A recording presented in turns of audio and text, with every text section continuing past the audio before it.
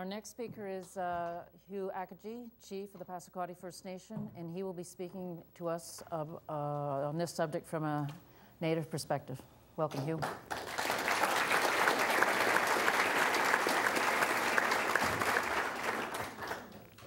you want to put that somewhere for the TV thing? Where do you want it? Stick it on your TV. Keep it somehow.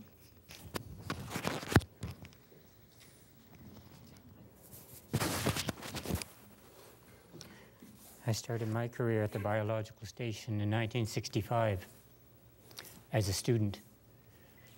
And it didn't take me long to figure out that the secretary pool consisted of women who had, for some reason, lost their spouses. And they all had good jobs. That's what you're losing. There was a student who didn't have much money. And because he had a good summer job, he ended up with a career at the biological station. And when he left school, he only had a loan of about $2,500 to pay off. I really feel sorry for students today. I can't believe what's happening to them. I wish I could accommodate the lady at the back of the room when I first came in. She took a look at the panel and said, "Gosh, I hope they're not long-winded."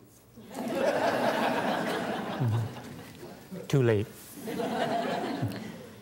Welcome to Passamaquoddy territory. I want to explain something. Every now and then I'll say something negative about science, but you need to understand I don't attack science. There has been an abuse of science. I believe what's going on is an abuse of science. So I'll apologize before I start. Most of you probably recognize me as Hugh Akagi, retired DFO employee, longtime resident of the town of St.Andrews. What most of you don't see is Hugh Akagi, Chief of the Passamaquoddy peoples, or the Indian in the room. Here we have three possible explanations. One, is it because of what you cannot see? Two, am I not what you want to see? Sorry, no, it's on, sorry. Sorry again. Or number three, am I not what you might expect to see as your preconceived image of an Indian? So now I would suggest that your world has been so focused on destroying my world that you have failed to recognize the value of having a Native presence with Native content dating back 11,000 years in your records in this territory. So I'd like to answer the question you are not asking, but probably would like to. Where is he going with this and why? So where? What else might we have missed? Not just you, we. And why? Are we so comfortable? Are we so complacent that we feel that surely after 100 years, an institution such as the biological station might not be safe? You've got to remember that I come to you from an institution that is 11,000 years old. Has science been so busy protecting the world for the future, for survival, that it has ignored its own? Have we failed to recognize science as an incredible, wonderful tool, yet with the same capacity to do harm as to do good? Feed the masses, but empty the oceans? Science is the domain of those who are intelligent, those who are knowledgeable. How could they not see this coming? Let us answer the last two first. A story. As government departments promote their capture of Aboriginal traditional knowledge, as helping natives preserve what we have learned over the eons, I have come to realize that knowledge, like intelligence, these are only part of the equation. Natives have used elders as their storehouse of our knowledge, for within them you would find what we call wisdom, the wisdom on how to use it. In today's world, wisdom has been replaced by judgment. Judgment leads to judges, a legal system, rules, regulations, and lawyers. Apologies. I find it incredible that such a system would give corporations human rights while removing the native descriptor of Mother Earth for our planet. How can we trust such a system? Again, the wisdom of my elders. They always tell me, pay attention, Hugh. From another elder, the price we pay for being an Indian is constant vigilance. The same wisdom I hear from your scientists. 2003, William Rees, Massey Lecture, Waking the Sleepwalker. We are the sleepwalkers. This is something which not only needs fixing now, but it needed fixing yesterday.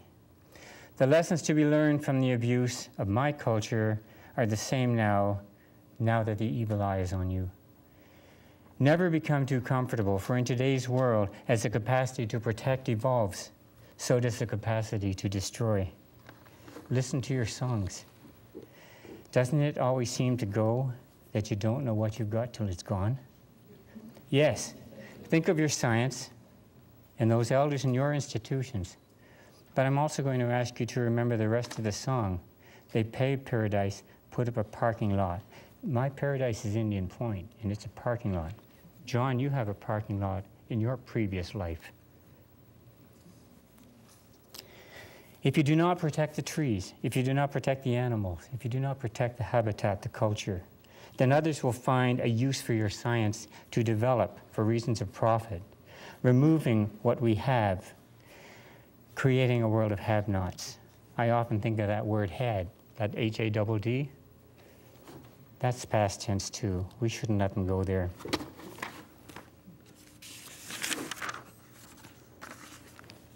I'd like to bring a tool into the room as well. Natives have rights as Indigenous peoples.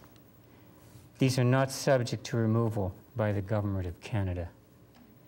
Your rights are described as a privilege granted by that government. These are from your own DFO notes, by the way. These are not my words. So, their efforts to revoke those rights, that's what they're allowed to do. Mine are inherent. They're from my Mother Earth. They're recognized and protected as treaty rights under your Constitution. You need to use us. You need to use me to help protect you. They can't destroy me. They're trying to destroy you, but we don't need to let that happen. So what I'm going to leave you with is a definition from Oxford Dictionary. I looked up the word science. It says that science, when contrasted or coupled with conscience, and conscience is the other science in the room, is emphasizing the distinction to be drawn between theoretical perception of a truth and moral conviction. So now you can tell me what's missing.